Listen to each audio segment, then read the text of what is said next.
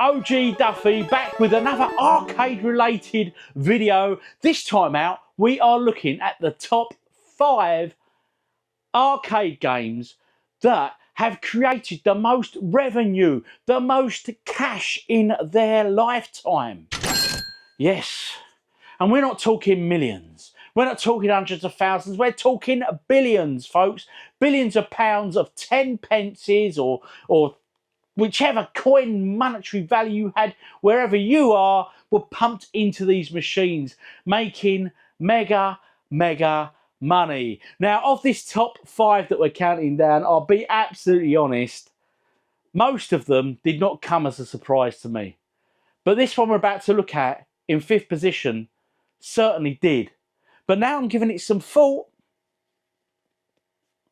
If you're a certain side of the pond, which isn't the UK, then you would probably understand why this is the 5th highest grossing arcade game of all time. Kicking off this top 5 is the high-flying, flame-dunking beast that is NBA Jam. It was developed by Midway. It was released in 1993, which was quite late considering it's made the top 5, you know.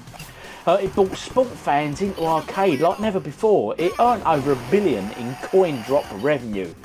And it sold around 20,000 machines in total, which in the grand scheme of things isn't many considering what we're about to get into. Using real NBA player licenses, there was digitised sprites, outrageous moves, and we were talking, remember them half-court dunks and flaming basketballs? It wasn't just basketball, it was just pure arcade insanity, you know. The iconic announcing lines as well, do you remember? Boom shakalaka and he's on fire became part of pop culture overnight. And you know something? He's on fire, I still use that to this day. I'll be out drinking with my mates and I'll still use that phrase. But what made NBA Jam a hit was the 2-on-2 gameplay. I mean, the secret characters, the ridiculous physics, and just how good it felt to slam the ball in someone's face, mate. I tell you, oh yes. It was competitive, chaotic, and it was just plain fun, wasn't it, really? I mean, even today, NBA Jam is still one of the most quoted and replayed arcade sports titles of all time. But a little confession from the OGDuffy. I remember NBA Jam very well, but not from the arcades. I remember hiring it on my Super Nintendo, and I played it to death. It was a great arcade game, and I can see why it did so well. But this one has surprised me because, as I say, this side of the pond, here in the UK, basketball is just not a big sport really. Over there in the States, you guys certainly invested your coins though. Over $1 billion this took. Over $1 billion. Intercepted! Out the buzzer!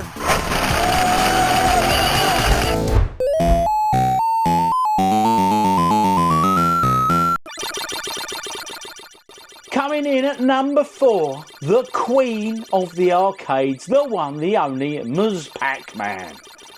This, right, was originally a bootleg mod of the original Pac-Man.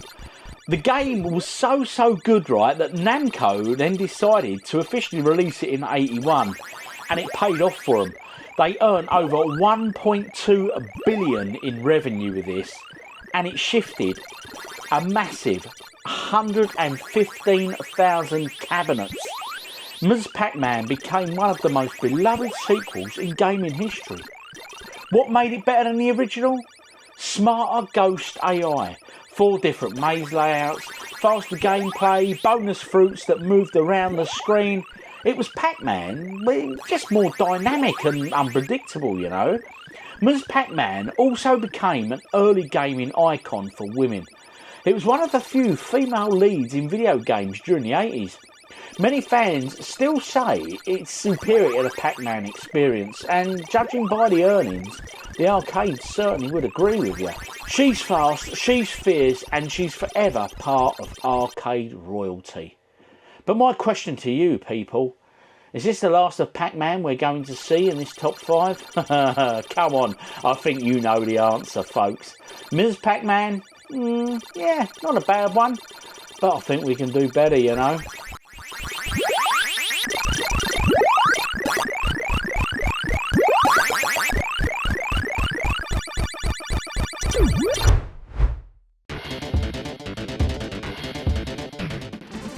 Fighter 2, it's Capcom, you know the OG, I love Capcom and I love Street Fighter 2, World Warrior even more. This redefined what an arcade game could really be. It was released in '91, Capcom released this one, and this game kicked off that whole fighting game boom. I mean, we had loads of games on the back of this, but forget that.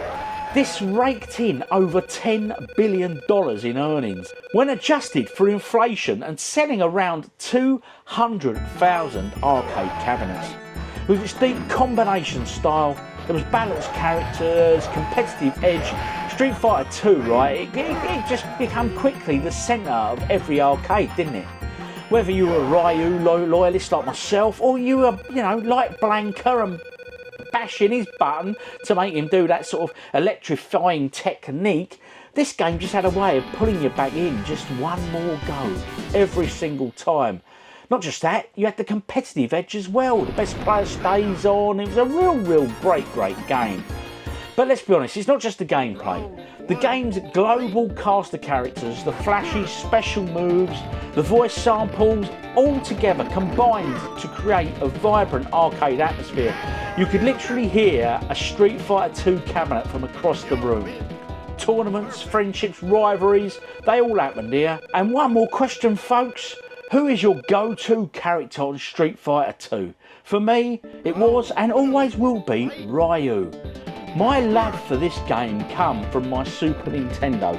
It's what made me buy a Super Nintendo, and I bought the Super Nintendo Street Fighter 2 World Warrior package on the back of never playing that game before. I bought it based on the hype alone, and my God, I never looked back.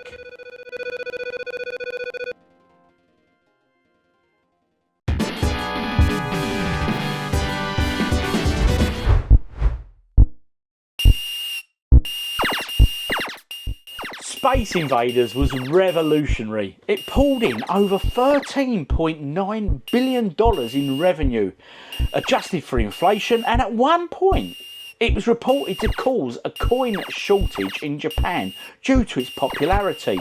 I have since read on various forums and stuff that was absolutely nonsense, but hey ho. Who knows? But it's a nice little tale anyway, isn't it? But the concept, right, was really simple. Just defend Earth from these aliens that were descending from the sky. The tech was ahead of its time.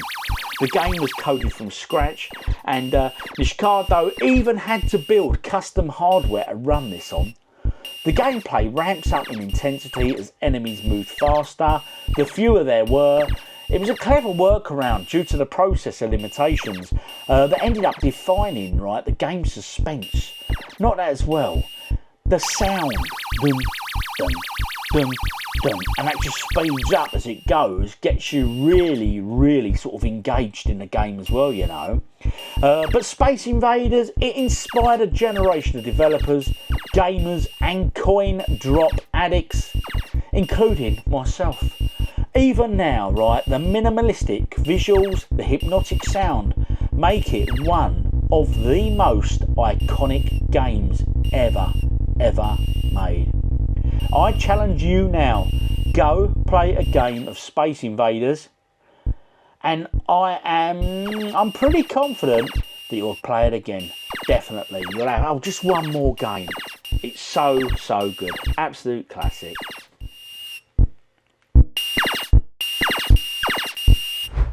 Now, before we get to the number one, the most earning arcade game of all time, it's that time where we draw a member's name out of the pot and we raise a glass to them. Now, I appreciate everyone who's watching the videos. I appreciate all your comments, likes and everything else. And if you consider membership, please do. You know, there's loads of extra content for members. So anyway, Mike, SMFC, sir. This beer is for you. I'm being very lazy. I'm drinking straight out of the can this week. It's a Brooklyn Brewery beer. It's 4.6% here. I'm not sure what they are in America. They might be slightly stronger. I'm not sure. One of you good people may know. Anyway, Mike, and all the members that are appearing up there, thank you all for your ongoing support. The channel really does appreciate it. And if you're not a member, don't worry, I appreciate all the views and the likes and you guys all commenting. It all goes to help the channel greatly, folks. So anyway, Mike, everybody else, cheers.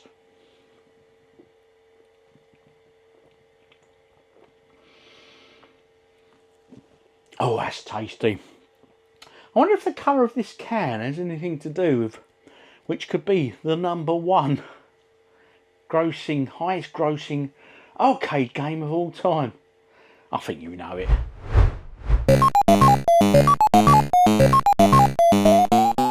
And in the #1 position, yes, this is the undisputed champion of the arcade world, the one, the only, Pac-Man. It was released in 1980, so it was 2 years after the Space Invaders extreme that we'd come to know. But Pac-Man, it just wasn't a game, it was a global phenomenon. It took over the world, it really, really did. It shifted over 400,000 arcade cabinets, and estimated lifetime earnings were exceeding $14 billion when adjusted for inflation. This little yellow circle is a household name, even to this day. What made it so successful? Well, you know, look at it. Simplicity and innovation. Now, at the time, you have to remember, we were flooded with an endless wave of shooters at the time. And Pac-Man, it was just different. It introduced a non-violent, maze-based format. There was a distinct personality to it. We had the iconic ghosts, Blinky, Pinky, Inky, and name the last one in the comments, please. And each had sort of their unique AI, well, we call it AI, their pattern, really, which made the gameplay more strategic than people actually expected, you know. And not just that, Pac-Man fever swept the world. There was merchandise, cartoons, a hit song, even a breakfast cereal. I remember the cartoon myself, actually. It was really, really good. I think it was on something called TVAM here, Roland Rat.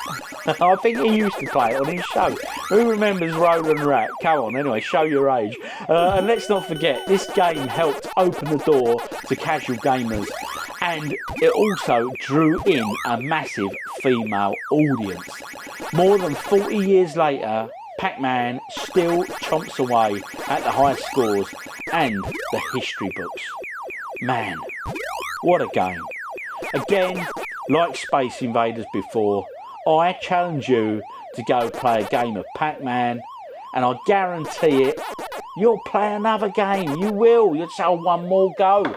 These are just classic games from an absolute classic time, the golden age of gaming.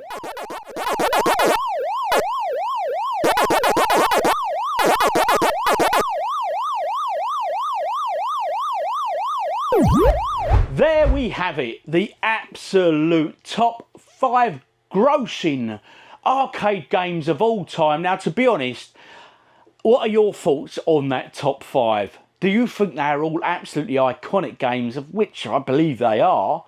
But I have to say, number 5 did surprise me. Now, equally, where I got my sources of information, I'm assuming they're correct. I checked 2 or 3 different websites and they're all saying the same thing. You may disagree though, especially with number 5.